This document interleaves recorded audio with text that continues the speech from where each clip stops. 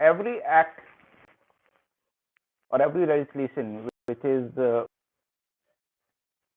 enacted in the parliament, when gives the right to a victim, it also gives certain rights to the respondent or the accused, as the case may be. Though the Sexual Harassment Act does not in detail the rights which the respondent will have, there are certain technical aspects which the respondent needs to take care of, and that is the only rights which accrue in his favor apart from the rights of the principles of natural justice. As I've said in my earlier part of the addressing, that the complaint has to be filed within 3 months from the date of incident, or within 3 months from the date of the incident which occurred last, if there are series of the action of alleged sexual harassment. So the maximum benchmark which has been prescribed under the act is of 6 months. So any complaint which is being filed after the period of 6 months cannot be entertained. So the respondents first need to look into it. Number 2, the act prescribes that whenever any complaint is being made, in such case,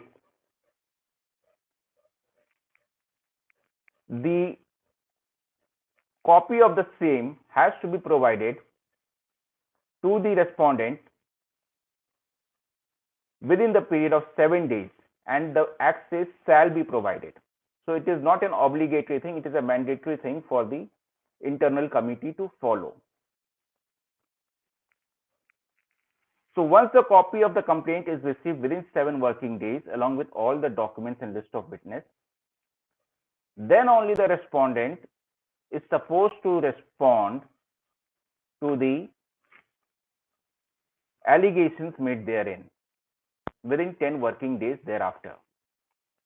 In case of a non-receipt of a complaint, the respondent is not supposed to respond anything on the merit, and he can respond to the internal committee on a pure technical aspect that the complaint is unable or the proceeding is flawed and there is a violation of principles of natural justice.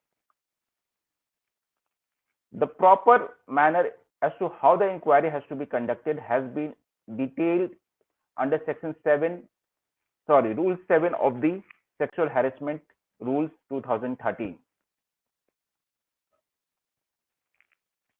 The rules of the proceedings as to how it will be conducted is purely the principles of natural justice, and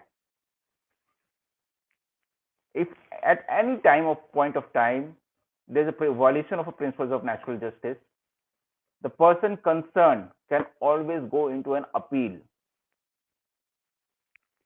I'll share one incident as in where I had an opportunity to deal with one such situation.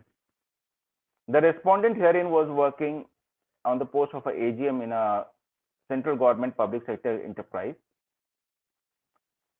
and in the year 2018 there inadvertently an obscene video was shared by him in a WhatsApp group which included the members staying in the society where he was also residing, and those members also were his colleagues in the office. All of a sudden, in the year 2020, the internal committee of the said CPSC asked the said AGM to furnish his reply. So this was the only primary objections which I had suggested him to respond without addressing anything on the merits or the facts, that I'm not supposed to reply to any of your allegations or even to the so cause, because you have not supplied with me with the documents as is required under the act, Number one. Number two, there is a delay, huge delay in making a complaint. Number three, the complainant should be a woman, and in case it is being made on behalf of her, the consent should be there as to on who gave the consent and on whose behalf the complaint is being made. So the defense available to the respondent are purely technical in nature, which he has to take care of very minutely. This video has been co-powered by NoLens.